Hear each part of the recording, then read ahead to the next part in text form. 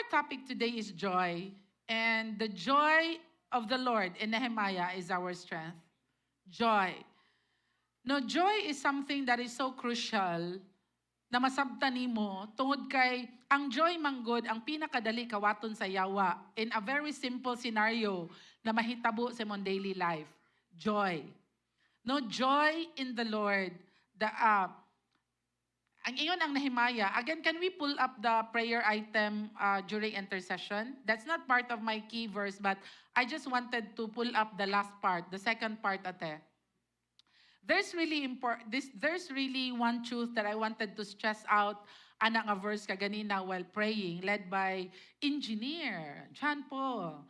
Bitaw, we're so happy for Pupoy. Second part ate. The joy of the Lord is your strength. Amen? The joy of the Lord is your strength. Kung luya ka karon, gikapoy ka karon, kay wala na nalipay ang Ginoo sa imoa. Again, kung luya ka karon, gikapoy ka karon, wala na nalipay si Lord sa imong mga gibuhat o sa imong desisyon. If you feel like, puya oy, sige kong sakit, perminti walay kwarta, lisod, because naa kay mindset or naa kay ginabuhat tigsuon na wala naghatag og kalipay sa Ginoo. Kay unsay gingon sa Bible? The joy of the Lord. So kung wala nay kalipay ang Dios sa imo, wala po kay strength. Ingna imong tapad murag ikaw ni. Sige lang kag ikapoy. And sige lang kag murag walay ayo ang imo ang dagan sa kinabuhi. You go to the roots of that. And the root of that is, wala na nalipay si Lord nimo. Ingna imong tapad, wala na nalipay si Lord nimo. Ayaw kahadlok sa imong tapad. Murag mahadlok man kasi imong tapad. Let's all stand up. Let's read the word of God in 1 Chronicles chapter 16. Magsugod ta sa verse 27.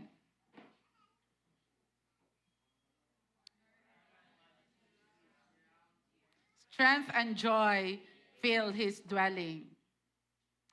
Let the heavens be glad and the earth rejoice. Tell all the nations, the Lord reigns. Let the sea and everything in it shout his praise.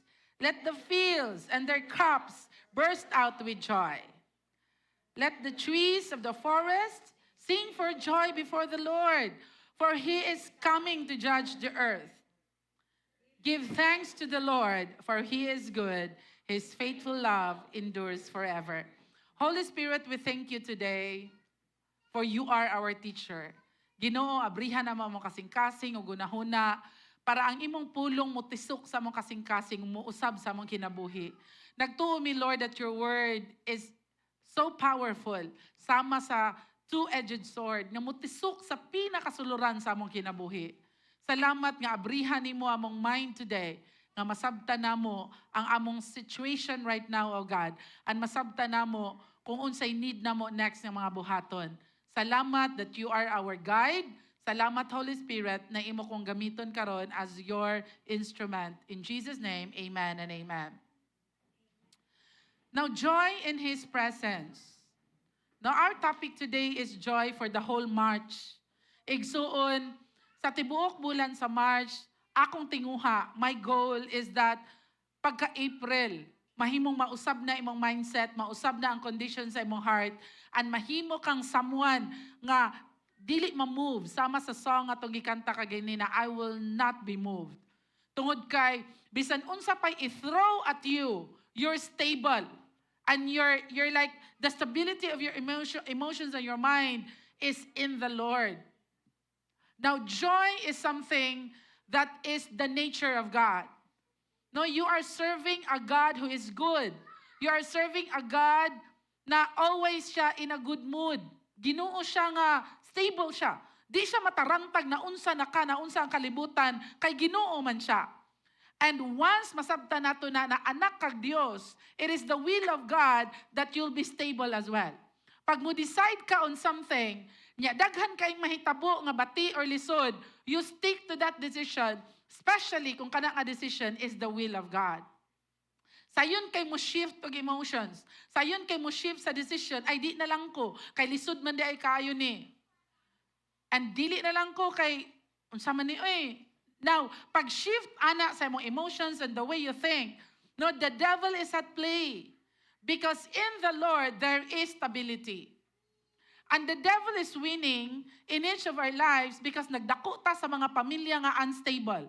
Si mama unstable, si papa unstable. Among pamilya gubot, among pamilya kanang chaotic, daghan kayo kagubot. And you grow up in a family that is so unstable. And halos walay kalipay inside the house. Mo nang ikaw karon as a Christian, pwede pa day ko tinuod na malipay? Habi ni mo nga, ang kinabuhi nga imong naandan years ago, and even today, maura jud na ang kinabuhi. Problema, pangitaon pa nimo imong kaunon, maglisod ka, lisod ka, lisod ka. And that's not the will of God. Amen? In John 10:10, the Bible says, I have come, nakaila ka nako, para magkinabuhi ka, nga madagayaon, malipayon mo, awas ka nga do sa uban. Muna'y rason nga no nakaila ka ni Jesus. For you to enjoy life. And if you're not enjoying life today, the devil is winning. If you're not enjoying what you have right now, the devil is winning. Because ang goal gid sa yawa, kawatan ka. Kawatan ka sa unsay dapat imua. And joy is something that is supposed to be yours. Joy, ang difference niya with happiness. Happiness depends on happenings. Na ay birthday, malipayon mo. Na ay kwarta, malipayon ka. Healthy mo, healthy ka, malipayon ka. Healthy imong family, na ay provision, so malipayon ka. Happenings na siya. Joy depends on Jesus. Even sa panahon na mag-suffer ka, you have joy in your heart. Even sa panahon nga walang-wala. You have joy in your heart. You know, Paul said, I learned to be content. Kung naa, good. Kung wala, good. Sometimes, ang atong perspective sa kinabuhi, luoy ko. The luoy ko mentality or self-pity is something that is so playing as if ikaw ang victim. Ikaw ang victim kanunay. Luoy ka kanunay. And when that plays, then makawatan dyan ka sa joy. The truth of the matter is that ang pagka-victim or ang pagkaluoy ka depends on how you see yourself. Siguro grabe kalisod imong giagian. Siguro unfair kay imong giagian. Pero kay naa naman kay Ginoo today. Naa kay capacity by the power of the Holy Spirit in you nga usabon ang dagan sa imong kinabuhi. Dili ka magpabiling luoy. And joy is something that has been attacked by the devil most often. Tungod kay ang daily nato nga kinabuhi, no, the simple routine, the daily thing that we do every day has impact years from now. Your discipline today, ginagmay man na, daily man na ang mahitabo, dako kay na siyang impact sa future nimo. That's why what you do today, your routine today, unsay mindset nimo right now, mao na siya prerequisite, mao na siya primary thing that would lead you to a future years from now. So kung magkaroon pa lang, dili na nimo tarungon ang imong decision, it will affect your years from now. Do you get me? Now, the Bible declares, our first key point today, strength and joy fill His dwelling. In the Lord, God is a carrier of strength and joy. The Holy Spirit's character is strength and joy. And kabalo ka na ang Holy Spirit lives in you. Sa dihang gidawat nimo si Jesus as your Lord and Savior, nipuyo ang Holy Spirit in you. Nahimo kang temple sa Holy Spirit. And because of that, strength and joy supposedly mugawas from within you. Mugawas siya from within you. Because the Holy Spirit is living in you. Now, in Nehemiah, the key verse during our intercession, nga namang ang mugawas in you is sadness, sickness, misery, short, walang-wala, Kakhang tuka, lisod kaayo. Why? Because the Holy Spirit living in you is grieved. Do you get me? When the Holy Spirit is not, there is no joy in the Lord anymore. You're grieving the Holy Spirit. You do what you want. You're rebellious. Dili ka magpasulti. And you want to do, unsay hunahuna ni mo insakto. When the Holy Spirit is grieved, karon wala na joy in the Lord. No, wala na kalipay ang Ginoo sa imong life. And ang result, ana, matingala ka, wala na sad kay strength. Because the joy of the Lord is my strength. When you know that God is pleased with you, when you know that God is pleased with you, you will have strength. Bahala pag lisod kay mong giagian. The ministry is very challenging. Today we have intern pastors. Ato ang gi-install last, what's that? 2 Sundays ago. Feb 16. And Pupoy and Sonia will be upcoming. Pag magbasa na si Pupoy o requirements, wala pa. Nagbakasyon sa siya, gikag-review, no? But you know, you will be tested. Dili na ingana ka sa'yo na mag-intern ko. Mga lagad ko sa Ginoo. That's the hardest part, ang pag-decide. And the kanang very challenging part is ang pag-atubang sa unsay agian nimo ana. Daghag mabuak, daghag maguba, daghag usabon ang Ginoo in your mind, in your heart. Now, strength and joy in His dwelling. Igsuon, gidesign ka sa Ginoo to be a strong individual. Na dili mo break og trials, dili bitaw someone na kung grabe nga pagsulay mo breakdown ka. Di na ko mga lagad og Ginoo eh. No, kinsa ra man ang mangluod og dali. Kanang bata. Mahibal-an nimo kung bata pa ka in the Lord, kay dali kay kang mangluod. Siguro pila nakakatuig born again Christian, 20 nakakatuig, pero hangtod ron dali ka mangluod. Dali ka ma-offended. Dali ka di nako oy. Igsuon bata pag yung ka diha sa Ginoo. And it is something we need to understand. Now, when rooted ka in the Lord, joy will just flow. Na ay problema mo hila ka, dili po nang murag buang-buang nga na kay problema si kay katawa. No. You're like murag kag crazy ana.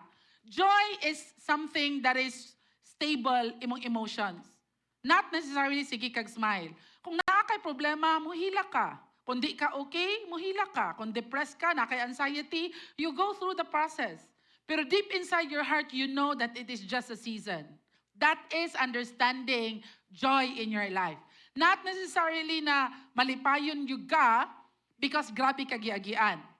And it could mean na kung hapit na kamahuman ang nga season na grabe, now you can smile again. And smile is doing it by faith. Kabalo ka nga kung ikaw ra usa, you're not okay or you're crying. But when you are with people, dili ka someone na kanabitang mo attract og attention na telling everyone that you're not okay. Kinsay mga ingana. Kanabitang kung naa ka sa grupo, tanan makabalo nga dili ka okay. Kung naa ka sa group, attention seeker, na kung naa ka sa grupo, 2 or 3, ipakita yun nimo na ingani ko. No? And you know, I would challenge you to, when you're in a group, no, kanang murag, kung sa trabaho pa na, be professional. Amen? Kanang, di ka okay sa balay. Pag abot sa trabaho, trabaho yung ka. Because you're asked to bring result in the workplace. And you know, that is hard. It takes someone mature, it takes someone professional to be able to do that. You know, 12 years in ministry is just very young. But one of the things, ako dyan giingon ni Pastor Abambi, bahalag nagserko balintong tag Sabado, pagka Domingo, smile. That's being professional. This is work. This is we are called to do. Bahalag hubag imong mata og Sabado sa bunta sa gabi. Pagka Sunday sa morning, karon di na pwede no, kaya naa naman dito Sabado sa gabi. So Friday sa gabi, kinanglan okay na gid Sabado. Ma-okay na mig Sabado. Na, ato mga niagi Sabado, kumbati man nagayo, kay pagka Domingo. But God is good all the time. No, akong gusto masabtan sa tanan is that strength and joy is in His dwelling. Meaning, within you is the Holy Spirit. You can just tap to that power. You can just say, Lord, sa ako rang kaugalingon, di na gyud ako ni kaya, but naaman ka, kayanon ako ni. Renew my strength, Lord. Renew my joy. Kay di jud ko okay karon. Amen? Now, the Bible is declaring that the heavens be glad and the earth rejoice.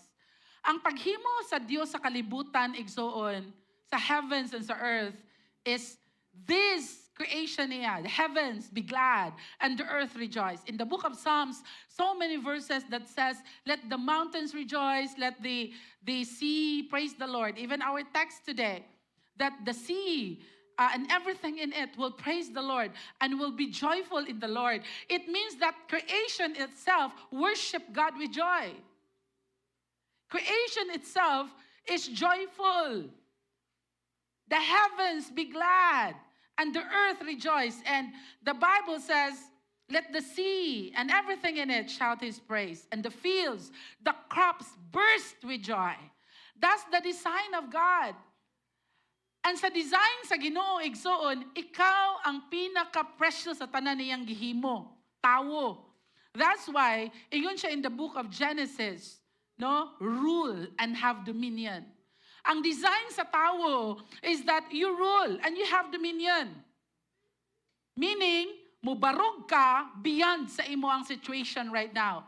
Because gihimo kag Dios. Do you get me? Dominion means, dili ka dependent na unsay mo ang circumstances. Ma-affected ka, muhila ka, masakitan ka, but you stand up tungod kay anak og Dios. Mao na siya stability sa pagbati. Stability sa mindset. And kini siya nga area igsuon, mao ni ang pinaka gina-attack sa yawa. Once you're stable emotionally, once you're stable mentally, you can do more for the kingdom of God. Because once you're unstable, imong desisyon usab-usab, imong pagbati usab-usab, you're dependent sa panghitabo. Kung okay, go. Kung dili ko then you will not be able to accomplish amazing things. You will be ordinary. Ordinaryo ra gyud ka. Dili significant ang mahitabo sa imong kinabuhi. Joy is something that ang creation gi-create siya with joy. And for us to be able to somehow regain that strength and be joyful again is to connect with the creation. When was the last time you looked at the sky and looked up the stars and just praise the Lord? When was the last time ni adto kag dagat, ni tunom ka sa sand, and i-enjoy lang nimo ang waves sa sea? When was the last time you took a break and just look at creation? You know, we are so blessed for being able to do that before nagsugod ang March nga kumbati nga trabaho. Tama na nag-Youth Ignite. Tama na nag-August. Nga, piti nga trabaho ba? But we're so glad to be able to just take a break and breathe and went to Baguio. And you know, my heart is just glad.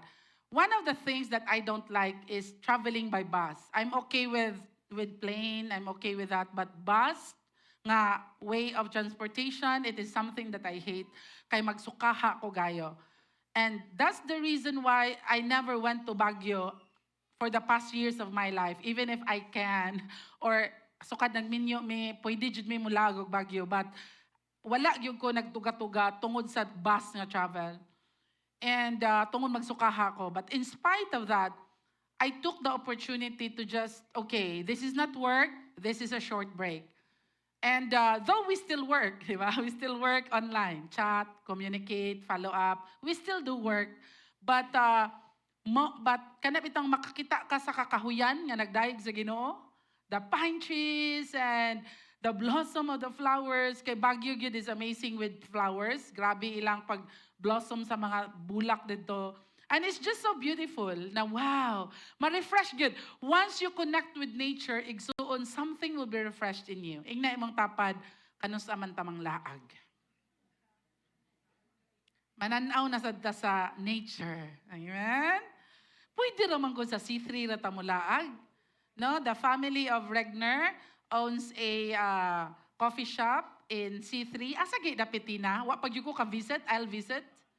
Dool sa Kasikas. Dool sa dool sa mahogany. Okay? Magkapi-kapi ta dito, dayon tanaw ta sa mga kakahuyan, no? And that is something that is so beautiful. You know, when we do that, we understand, kanang gubot na bitaw kayo, no? Kanang connect with the creation of God. No, atog dagat, atog bukid, no? Or take a short break. Ingnay mong tapad, kanus aman ta, kay mag-uban ta. Amen? The devil wants you to be in a state of like, kapoy na kay ko, di ko okay. No, you can do something about it. No, ato tagrugungon, mga tumi karong March 16, daghan kayong kahoy dito. No, ilang Irene, adto na to ila ang kabukiran. No, we will do ministry in Rugungon sa March 16, Sunday sa hapon. And we're excited, no, to be able to share the good news to the tribes and Higaunon tribe in Iligan. And God willing, be able to plant a church in Rugungon one day. No, Ginoo ra gyud na sayo dana, but that's the desire of our heart to influence the community. No, ang challenge lang gyud dito is kinahanglan na gyud samuan nga muwali dito nga lunlun gyud Bisaya. Amen. Kay murag ako, murag hilasan sila nako dito, kahilas mo dani, pastor ni ay, ano, murag hilas, masagulan man yun akong English gyud ay. No, so mo nang inko, Lord, send them. Di man they send me. No, bitaw na aragyapon ko always. Now, second point nato is let's learn about the Ark of the Covenant. Now, in the Old Testament, the Ark of the Covenant is mura siyang box, parehasa na itong offering box, pero made of gold. And naay gi-preserve dara nga mana, naa ang staff ni Aaron, and some other important kaayo or significant sa Israelites. And the Ark of the Covenant in the Old Testament represents the presence of God, ang presensya sa Diyos. And every time naa ang Ark of the Covenant, mabati nila ang presence ni Lord. And you know, the real joy is in the presence of God. Ang tinuod na kalipay igsoon is not mag-birthday ka, it's not daghan ka kwarta. Ang tinuod na kalipay is when the presence of God is so evident in your life. Mabati nimo nga naay Dios. Kanang mabati nimo yung presence. And that's the real kanabitang timailhan sa tinuod na joy. David, in the book of 1 Chronicles chapter 15, verse 29, gihangyo nako tanang mga lalaki to read.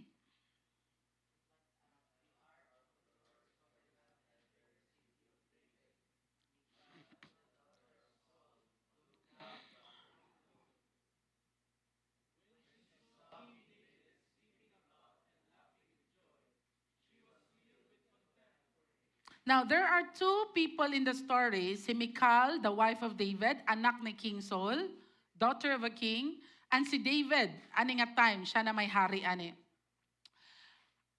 Ang nahitabo ani igsuon kay ang Ark of the Covenant nakawat sa enemy. Naadto siya sa enemy's camp. Sa kontra nila.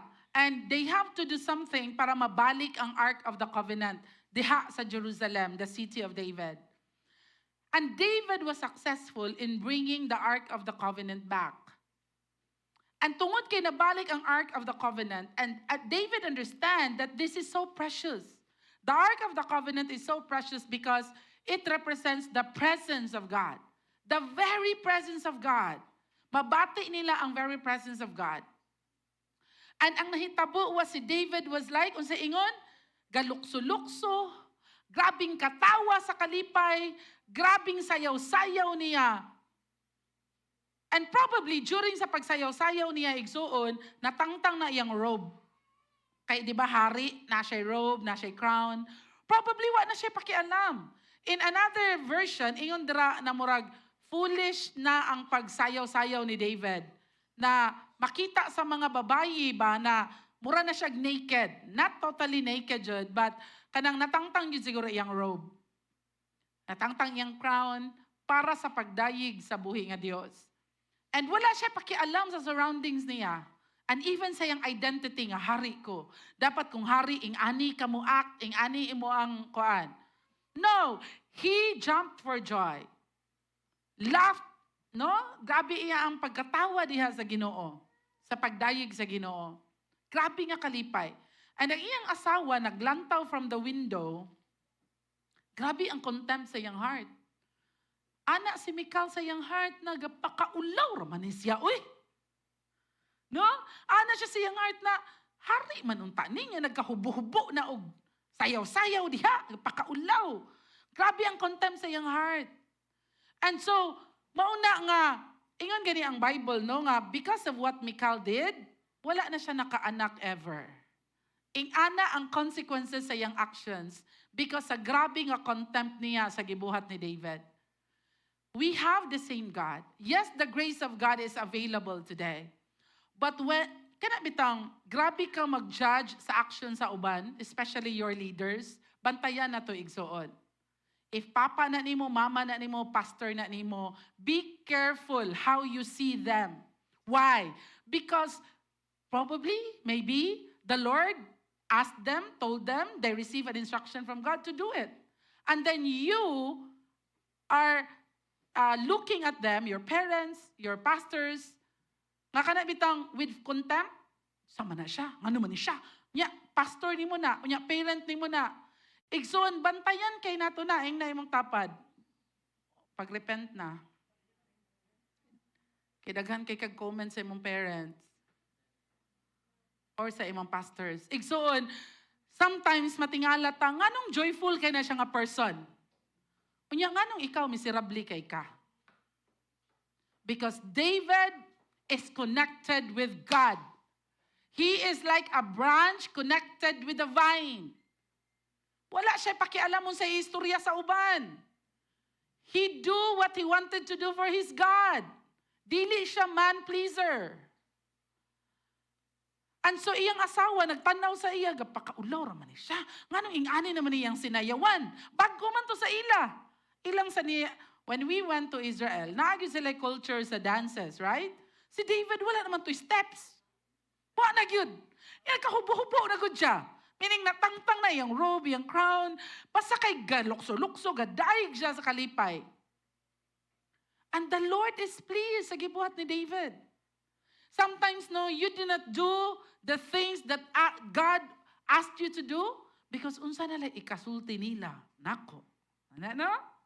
Muratag si Michal or Michael.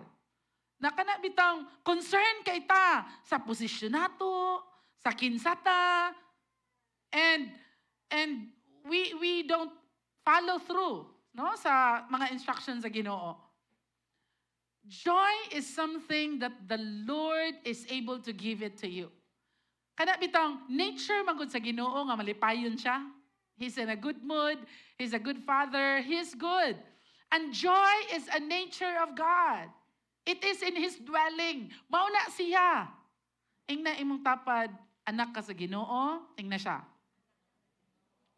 Be joyful. Amen? Igsoon, joy is something that will flow from within you. Pero ang pangutana, ngano man na sa kadaghan nga panahon, dili man na ay joy nga mo flow out of you. Ngano man nga murag, puro ra misery, puro ra kaguol, problema, ang imong giagian today. Because one of the things that we miss is being in the presence of God. Maybe igsuon ang pag-anhin mo sa church kay relihiyon na lang. Moadto na lang gyud kog church kay pangitaon ra ba ko. Maybe ang pag-anhin mo church kay relihiyon na lang. Ang pag-serve nimo ni Lord kay may na lang ni kay wa man ko laing buhaton. Kana bitang nangalagad kas Ginoo tungod kay di kay kabalo man ko mo kanta, di mo kanta ko. Murag akong anak, kabalo man ko mo keyboard, di mag-keyboard ko. Yes, pwede na sinugdanan. Pero dili na ka-sustain. Ang makasustain igsuon nga naa kay joy, it is when you are excited sa presence ni Lord. Kana bitang kung mag-ampo ka everyday, excited ko Lord sa imong presence. Dili kay mag-ampo na lang ko kay kung di ko mag-ampo, tan-on na po ko sa akong group leader. Ay, mag-devotional na lang ko kay ipapasa na ra ba mong devotional karon? Wala, igsoon, wala na joy in the presence of God. That's the very reason why you feel miserable today. And everything imong buhaton fails. Do not expect success when you're in that state. Igsuon, why tinuod na success kung why tinuod nga joy in the presence of God? Can I hear an amen? You feel miserable? You feel sad kanunay? You feel that you failed? Imong pagbati, mag-fail imong mga buhaton? Because nalimtan nimo ang presence ni Lord. Wala na ka nag-seek sa presence ni Lord. Para nimo, relihiyon na lang ang tanan. Muanhikog church, kay kinahanglan. Igsuon, when diha ragyog kakutob, I tell you, bisan pagpila ka katuig diri sa simbahan, dili mausab imong kinabuhi. You will be the same miserable person. You will be the same kanang failure nga tao. Why? Because ang relihiyon, igsoon, di na makausab. Kung relihiyon, ang rason nga nung naa ka diri, mura na bitaw kag, kaniadto dito ka nga gisimba nga simbahan. Karon diri na ka nga simbahan. But why na usab? Relihiyon ra.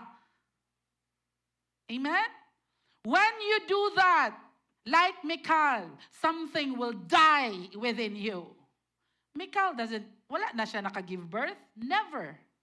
Because wala siya'y pariha nga tinguha ni David with the presence of God. Para niya ang Ark of the Covenant, ordinaryo ra. Dayon, og naabot na, magkahubo-hubo kag sinayaw, pakaulaw lang ka. Dayon, og naa na ang presence ni Lord, dayon, hari man ta, queen man ko. When that is our attitude, igsuon, walay mausab. Nothing will change, bisan kapag pila nakakatuig diri sa simbahan. Your desire for the presence of God, mao na siya igsuon ang mag-give birth o grabe nga kalipay. Kana bitang, Lord, nagtinguha jud ko sa imong presence. Lord, mosimba ko kay lahi ra gyud og naa ako diri inside the church. Naay pinasahi nga presence nimo. Naa may presence ni Lord kay we're a carrier of the presence of God. Remember, nagpuyo ang Holy Spirit in you. You carry that presence. Maunang pagkanindot kaayog magtipok ta, kay mukha na siya, mura bitawag, the presence of God in your life and the presence of God in my life, mura siya, plus the presence of God in this house, kanang so evident that it can transform your life. Mausab imong kinabuhi, igsoon. Amen? Nya usahay, dili na taing anak ka-excited sa presence ni Lord, no? Amen? Mao gani nang, ay, simba na pud. Kapoy ani, oy, Domingo na pud. No? My children, when they were younger, I always teach them to be excited in Sunday school. I always teach them to be excited in Sunday school. That's the very reason why we see to it that Sunday school is something ilang i-look forward, like na snacks, na candies, na chocolates. Kay bata man, makalipay man nila. And na reward system ang Sunday school for them to just be excited to go to Sunday school. Because dili man mo pwede i-drag imong anak into something.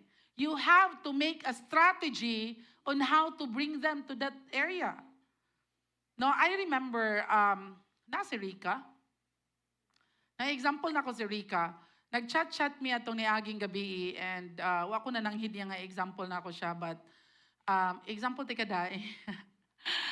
No, I remember when we did a ministry in Santa Filomena with Ma'am Justin there as advisor and with MRP, I think. And the approval of the principal years ago, ako, Pastor Rabambi, no, we always go to Santa Fe. Naami mga schedule ng Bible study sa classroom.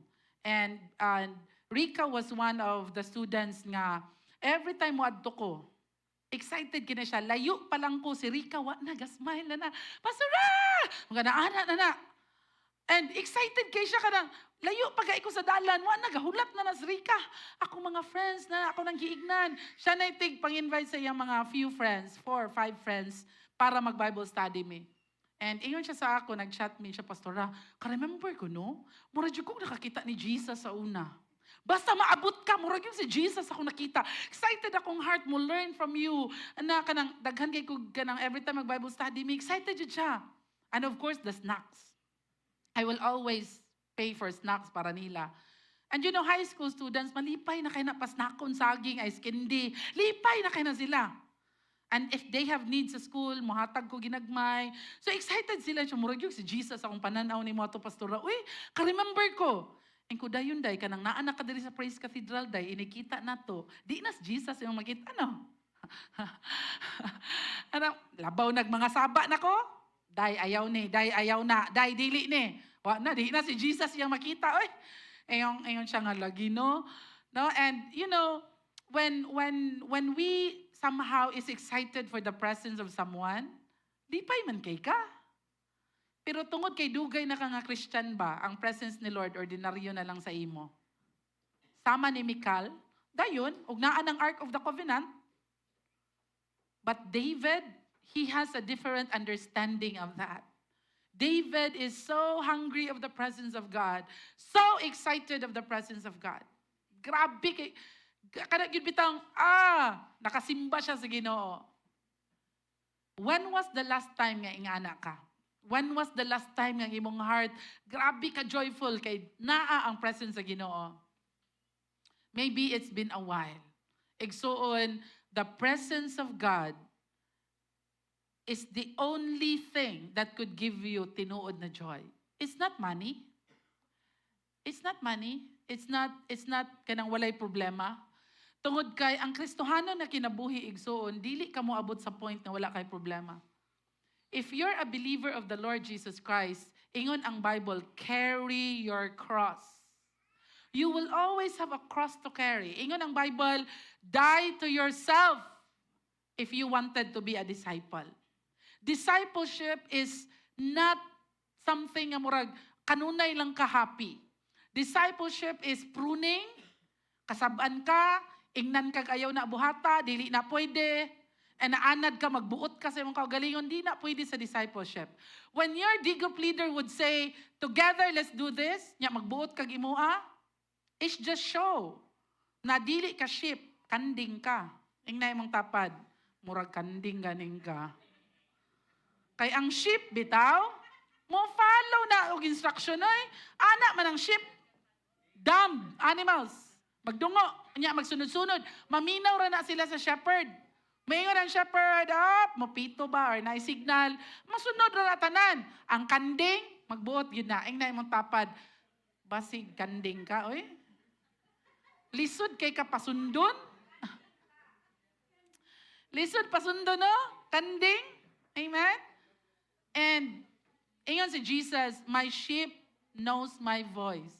Wag yung labot ang goat, igsoon. Wag yung labot ang goat. Ang goat manggod. Di ba tali na natin na i-expand, Kay mo na naging mo, laina naging mo, Pastor Oy. Now, lastly, an example of burst of joy is the story of King Hezekiah. In 2 Chronicles 29 verse 1, Hezekiah was 25 years old and ni-decide siya nga i-reopen ang temple. Kay sa previous nga mga hari na sirado ang temple ba, hindi na sila ka-worship together. And Hezekiah decided, buhato na to ni, limpyuhan na to ang temple, aha naman ang mga Levites dara, trabahuan na ninyo yung trabaho sa mga priest. And Hezekiah, you know, this story in the 2 Chronicles chapter 29, naa kay makita nga grace ani. In the New Testament, grace man gyud ang New Testament. In the Old Testament kay law. But in chapter 29 of Hezekiah, beautiful kay ang grasya ni Lord. Tungod kay before pa man gyud na sila mag-Passover, murag mag-communion ba pareha nato. Daghan sila ritual, himasaan sa ka, ing-anion sa ka, daghan sila ritual. Unya si Hezekiah, ingon siya karon na. No? Kanang karon na ang panahon. Grabe ang conviction nga mag-worship na gyud ta. Unya daghan man kay mga tao wala na hurot tanan og ritual nila nga cleansing and all.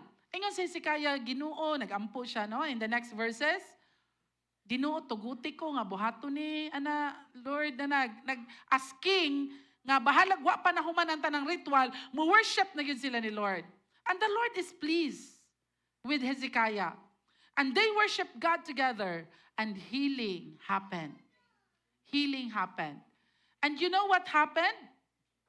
Sa ilang gibuhat igsuon, grabe nga joy. In verse 21, so the people of Israel who were present in Jerusalem joyously celebrated the festival of unleavened bread for 7 days. Each day, the Levites and priests sang to the Lord, accompanied by the instruments. Verse 26, there was great joy in the city. You know, when you are excited to come to the temple, when you're excited to worship God every day, because you're the temple of God, like ikaw lang og si Jesus bitaw, excited ka? No, there is healing. Igsoon, if you're going through a lot today, mentally, emotionally, seek the presence of God. Worship God. Because healing is something that God is able to do. Kana bitang, excited ka sa presence ni Lord? Excited ka mo simbang Sunday? Mo bitaw nang ang Sunday igsuon, no? Kana or Sunday sa or Saturday sa gabi nga worship nato. Significant kay na sa imong simana. Tungod kay padayon jud ka nga mag-struggle. Padayon jud ka nga maglisod. Padayon jud ka nga murag unsa man Sige na kag-complain sa panghitabo because you're missing the very presence of God. Because in the presence of God there is healing. There is restoration of joy.